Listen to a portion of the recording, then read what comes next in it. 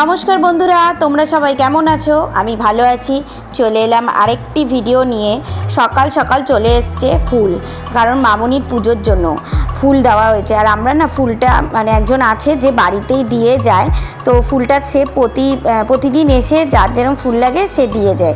আর এই দেখো গাছটা, এই অ্যাডিনিয়াম গাছটা না মানে যখন প্রথম এনেছিলাম খুব সুন্দর ছিল, বেশ ফুল পাতা টাতা সবই এসেছিলো, কিন্তু হঠাৎ করে ঝরে গেছে। তা আমি তো খুব চিন্তায় পড়ে গেছিলাম। তো তারপর দেখলাম আস্তে আস্তে আবার ছোট্ট ছোট্ট করে পাতা আসছে, বেশ ভালোই লাগছে। আর কদিন ধরেই দেখছি চোখটা একটু প্রবলেম হচ্ছে, কারণ চোখটা দিয়ে না মানে মাঝে মাঝে দেখছি একটু জল আসছে, বুঝতে পারছি না জলটা কেন হচ্ছে। এটা বাঁ চোখও হচ্ছে না, মানে ডান চোখটা হচ্ছে, তবে খুব ঘন ঘন হচ্ছে না, মাঝে সাঝে দেখছি চোখটা দিয়ে জল আসছে, কিন্তু বুঝতে পারছি না কেন হচ্ছে। আচ্ছা,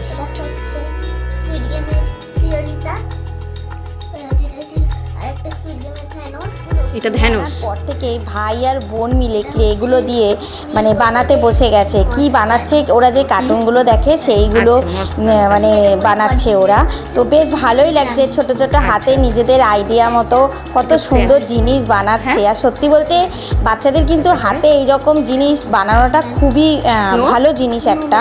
আর এটাতে কি ওদের সময়ও কাটে, ওদের বিভিন্ন ধরনের আইডিয়ার মাধ্যমে বিভিন্ন ধরনের জিনিসও বানাতে শেখে। আমার মেয়ে কিন্তু এই ধরনের হাতের কাজ করতে ভীষণ ভালোবাসে, তাই জন্য যখনই বায়না করে ওর পাপা ওকে ক্লে বলো বা হাতের তৈরি বিভিন্ন ধরনের জিনিস ওকে কিনে দেয়, কারণ আমরা এই জিনিসটা খুবই ভালোবাসি।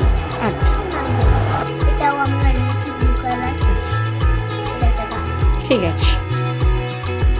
দিন থেকেই এই ট্রলিটা বাইরে পড়ে আছে বলতে এটার মধ্যে আমরা সব শীতের জামা কাপড় রাখি। তো আস্তে আস্তে তো শীত চলে যাচ্ছে আর গরম পড়ছে, তো ভাবছি আস্তে আস্তে শীতের এই যে জামা কাপড়গুলো এত রয়েছে, তো এগুলোকে কেচে তো এবার তুলতে হবে। তাই জন্য ভাবছি আস্তে আস্তে এবার কাচা শুরু করে দিতে হবে।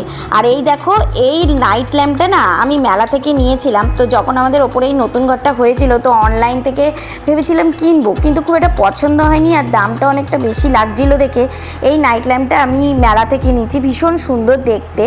তো এখন আস্তে আস্তে গরম পড়াতে জানো তো স্পাইডার টিটা আর স্নেক টিকটাকে ঘরের ভেতর মানে 12টার পর থেকে ঘরের ভেতর না ঢুকিয়ে দিই, কারণ নইলে দেখছি পাতাগুলো কেমন হয়ে যাচ্ছে। এতদিন শীতকাল ছিল দেখে কোনো অসুবিধা হয়নি, কিন্তু এখন না রোদের তেজটা যেহেতু খুব প্রখর হচ্ছে, আস্তে আস্তে পাতাগুলো না নষ্ট হয়ে যায়। তাই জন্য প্রতিদিনই কী করি যে 12টার পর যখনই দেখছি এইদিকে জানলার দিকটা খুব রোদটা এসে পড়ছে, তখন আস্তে আস্তে করে গাছগুলোকে ঢুকিয়ে দিই।